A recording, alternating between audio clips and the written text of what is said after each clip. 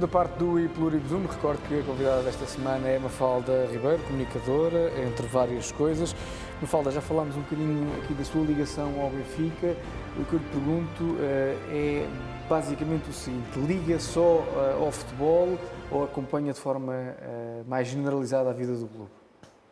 Confesso que futebol é aquilo que é mais, ao qual eu dou mais ênfase.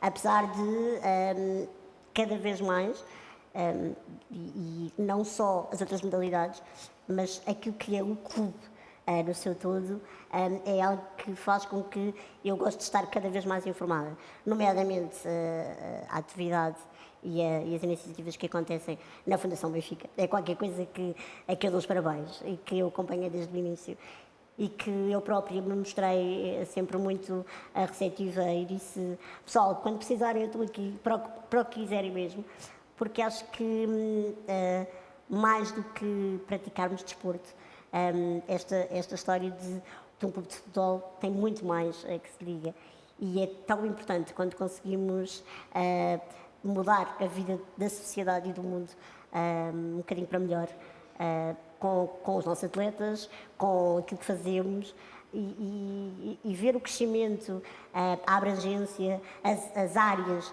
que a Fundação Benfica tem feito, a forma como tem encarado esta história de também incluir pessoas que dificilmente teriam a oportunidade de vir ver um jogo de futebol. Aliás, o Estádio da Luz tem uma zona para pessoas de mobilidade reduzida com Exatamente. condições bem aceitáveis, não é? Não, sim, obviamente.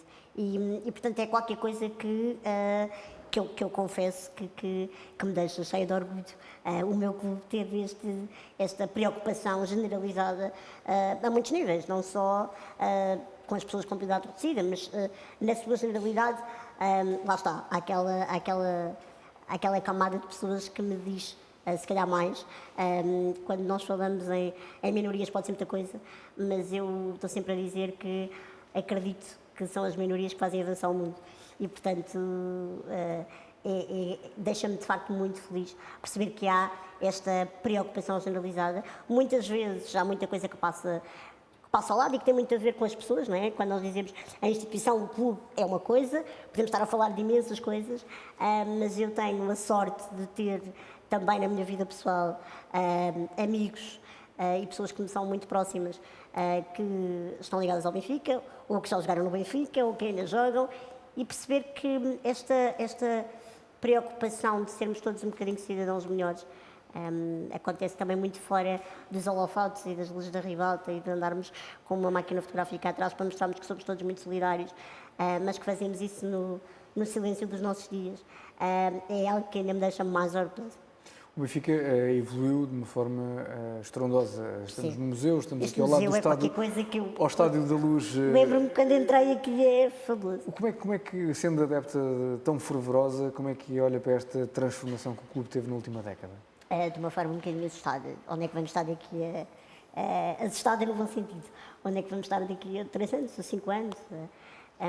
Há qualquer coisa que me deixa mesmo emocionada. Quando nós vemos aquelas fotografias que nos chegam no Facebook ou na internet, de vermos que existe uma criança, não sei onde, no meio da pobreza extrema, com uma camisola de Nuno Gomes, com uma camisola de Eusébio, com um cascol do Benfica. É qualquer coisa que quem vive o clube fica: como é que nós chegamos ali? Como é que nós conseguimos, no meio de tanta dor e tanta destruição e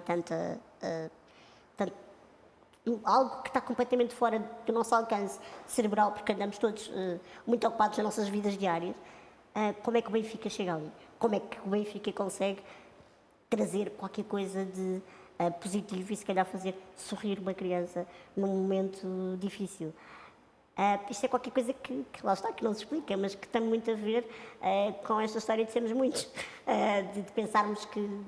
Confesso que às vezes quando estou a ouvir o hino do Benfica no jogo de futebol e quando temos quase casas cheias, pensar: temos aqui 65 mil quase. É qualquer coisa que... se eu já tenho 97 centímetros, eu acho que fico uma formiga, mas também não tem nada a ver comigo, todos nós nos sentimos assim. E portanto é de facto com muito orgulho pensar que eu não conhecia o Estado Antigo, ou seja, eu comecei a vir É absoluto, isto porque também, como eu falava há bocado, não é? Esta história de eu tenho 32 anos, começar a sair e os pais aceitarem a história de ir ao futebol, teve que ser um bocadinho mais tarde e, portanto, isto não existe assim há tanto tempo nesse sentido. Portanto, se calhar, ok, há 10 anos, vá. Para além do que é o estádio em si, ver as coisas que se têm construído à volta, para além disto, eu acho que se para mim, como uma simples adepta, é algo que me deixa muito orgulhoso, não quero imaginar as pessoas que trabalham no Benfica e que estão ligadas ao Benfica porque jogaram cá ou porque isto é quase a segunda casa deles, não é? Esse contacto que tem muito próximo com atletas, pode-nos dar alguns exemplos e de que forma é que se materializa esse Eu tenho contacto, histórias essa muito relação engraçadas amizade? no Benfica, porque o meu jogador favorito desde sempre, da minha fase da adolescência, quando ainda nem sequer vinha ao futebol, mas só o via jogar na televisão, era o Nuno Gomes. E é muito engraçado perceber que o Nuno hoje é um grande amigo, que manda mensagens a desejar boa sorte para a entrevista. E, portanto também vê-lo, depois perceber como é que foi a saída dele, a entrada dele, agora estar a ver o lugar que ele ocupa dentro do Benfica, é qualquer coisa que me deixa muito contente. Mas, de facto, houve uma pessoa que não está a jogar no Benfica neste momento, mas está sempre a dizer que tem que voltar, e eu sei que os benfiquistas querem que ele volte, que é o David Luiz, que quando veio jogar para o Benfica, nós tínhamos alguns amigos em comum, e eu e o David tínhamos aquela fase do que acontece, não é por ser o David Luiz, mas que acontece se calhar em todos nós, em muitos de nós, que é, diziam ao David, tu tens de conhecer a Mafalda, e diziam a mim, tu tens mesmo que conhecer o David, fora daquilo que é o David de figura de jogador de futebol.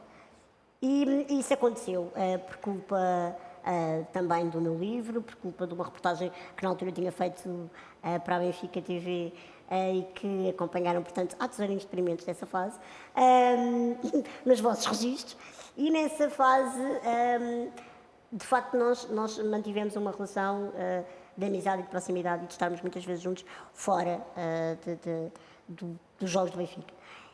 É também real, quando eu há bocado dizia esta ligação emocional à instituição, acontece, mas eu vivo muito para as pessoas e os meus amigos são pessoas que me motivam também a motivar os outros.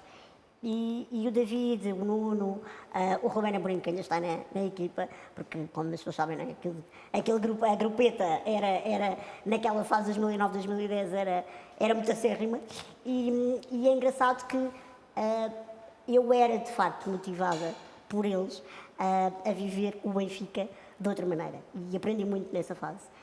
Tive sorte, porque foi numa época em que fomos campeões e que vivi tudo aquilo, poder ter, lá está, a verdadeira bênção quase de estar próxima de pessoas que lutaram por um título e depois poder comemorar com eles. Tive ligação também emocional, eu faço anos a 10 de maio, e, portanto, naquele ano, o último jogo foi de 9 para 10. Portanto, à meia-noite, eu estava a ver o fogo de artifício no Marquês de Pombal e dizia, ok, isto é porque eu faço anos. E, portanto, há uma série de histórias muito, muito engraçadas que me ligam àquela época. Depois, por causa exatamente também deles, e da forma como eu via que isto é uma coisa que isto sim contagia. Eu estou sempre a dizer esta história, não é? Há bocado dizia de sentar-me numa cadeira de rodas não contagia, mas o benfiquismo é qualquer coisa que, se já existe, então despoleta um contágio muito maior. E eu lembro-me que se me dissessem há uns anos atrás, Mafalda, tu vais no charter do Benfica ver o final da Liga Europa, Amsterdão, no meio dos benfiquistas todos.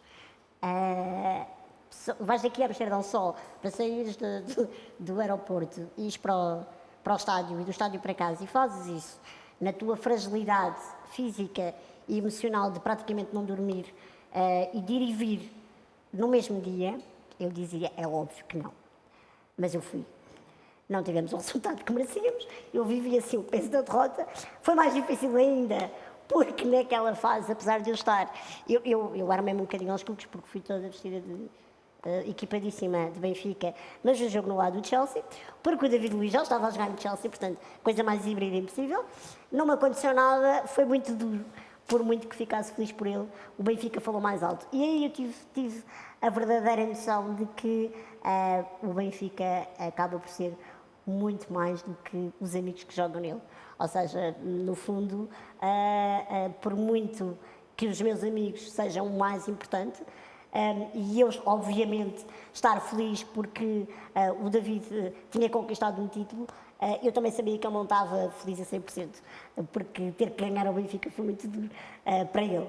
Essa época foi, aliás, de uma forma quase consecutiva, foi um mês muito pesado para o clube em termos emocionais. Foi. Não é?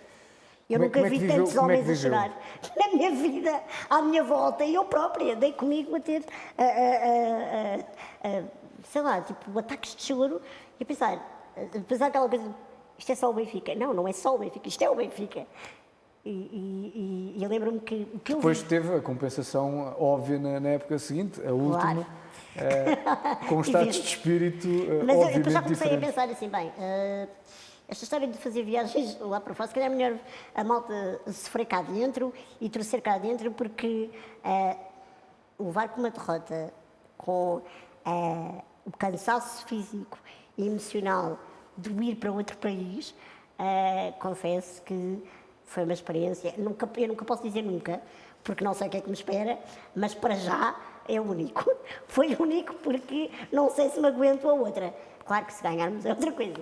Mas foi muito, foi uma experiência que eu nunca vou esquecer. Esteve no Marquês o ano passado? Tive.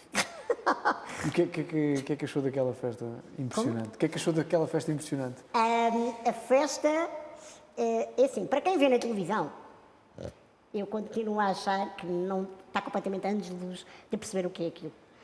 É fabuloso e eu digo cada vez mais. Aliás, basta nós termos acesso à informação dos jornais esportivos, e aí que não tem nada a ver com relações pessoais que eu possa ter e que me venham contar. Os jogadores estrangeiros, que já jogaram em grandes clubes, dizem que não há festa como estádio da Luz, como quando o Benfica é campeão do Marquês. Lembro-me perfeitamente do Júlio César dizer, quando veio para cá, né, que ainda nem sequer tinha começado a jogar, mas que ele queria era viver aquilo. E aquilo é qualquer coisa que é falado muitas vezes, eu sei que sim, nos balneários de outros clubes estrangeiros, por jogadores que já estiveram cá, porque a mística do Benfica, a disponibilidade que os jogadores, a equipa técnica tem de estar, e eu acho que o ano passado sentiu-se isso ainda mais do que em 2010, do tempo para comemorar, celebrar e fazer as loucuras todas que nós vimos na televisão com os jogadores e com os adeptos.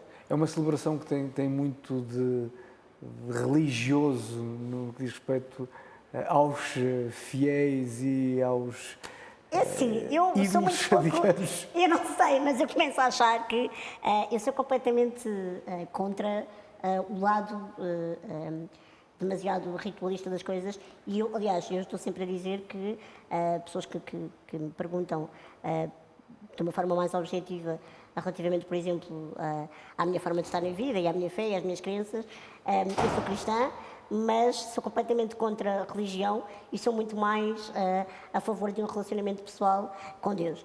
E, portanto, mas tenho que confessar que esta história do benfiquismo acaba por ser quase uma religião, não é? Porque é assim, temos que ser unânimes, tudo acontece quase com rituais. E a celebração de uma vitória e elas que ter as derrotas, quando nós estamos mesmo muito, a forma como as vivemos, acaba por ser muito este sentido de união, como se o Benfica fosse de facto uma religião. Até acredito que as pessoas que não têm religião, mas têm o Benfica, então já é qualquer coisa muito parecida. Que importância que a Mafalda dá ao desporto na sua vida? Mais, agora um bocadinho mais, ou seja, eu, pela minha condição física, eu não posso fazer grande tipo de desporto, ou seja, existem, de facto, modalidades desportivas que estão adaptadas para pessoas com deficiência, mas dentro da deficiência, esta história do andar de cadeira de rodas, para mim não serve só, porque há a questão de fragilidade. Ou seja, não sou alguém que está paraplégico, tetraplégico e que poderá fazer poderá praticar determinado tipo de desportos com segurança e usufruir também disso. Mas comecei a ser desafiada porque esta história também da idade não perdoa. Sei que tenho mesmo, é quase uma promessa que eu faço a mim própria, tenho mesmo que me inscrever na hidroginástica na natação e provavelmente venho para aqui, para o Benfica. Mas para além disso, há uma coisa que eu quero fazer, sei que vai ser a curto prazo e convido-vos a todos a ver mais ou menos a história do Rick e do Dick. É uma história de um pai e de um filho que fizeram o Ironman. E que eu sei que alguns jogadores já tiveram este confronto com a história, se calhar por vídeos motivacionais que os treinadores da equipa técnica já lhes mostraram. E eu lembro-me de ter visto, de conhecer a história e de ver depois o lado. A história foi adaptada ao cinema francês há pouco tempo, num filme chamado Com Todas as Nossas Forças. E eu pensar, está completamente fora da minha capacidade de correr, não é? Mas se alguém correr por mim e me empurrar a cadeira, se calhar já não é tão utópico assim. Portanto, vamos fazer, já tenho corredor, que também é benfiquista e que é um grande amigo meu e que está disposto a fazermos essa loucura. Provavelmente vamos ter alguns ensaios antes, portanto, espero que este ano foi completamente impossível, mas talvez para o ano nos encontremos na corrida do Benfica. A questão da limitação física, dessa sensibilidade para o desporto, acredito que não seja de agora, já na idade mais infantil tivesse, ou seja, quando era mais nova, tinha também sensibilidade para o desporto. A impossibilidade de o praticar, que estado de espírito é que lhe provocava? Não há nada que me deixe frustrada. Ou seja, eu lembro-me de nunca ficar, nem estamos a falar de coisas muito mais específicas, mas eu não me lembro de ter tido ataques de choro ou ficar triste por ver os meus amigos no recreio a saltar a corda. Nas aulas de educação física, normalmente eu era péssima, até a já, mas as minhas professoras de educação física tentavam que eu fosse arbitrar os jogos, para aprender as regras e fizesse aquelas coisas e não-se falar de cadeira de rodas, a apitar e blá, e depois eu pensar, se calhar é melhor não andar aqui no meio, porque se eu levar com uma bolada, a coisa não vai correr bem, porque eu posso partir um braço ou uma perna, e se calhar esta história do desporto tem que ser qualquer coisa um bocadinho mais recatado. Mas eu acho que eu sou completamente fã das pessoas que praticam desporto na versão paralímpica. Acho que o nosso país não dá a verdadeira importância aos atletas paralímpicos em vários Que, aliás, tem um registro de sucesso incomparável com os atletas ditos normais. Sim, e isso é qualquer coisa que me entristece e que eu gostava muito que mudasse. Sei que os clubes É revelador do país. Como? É revelador do país. Também.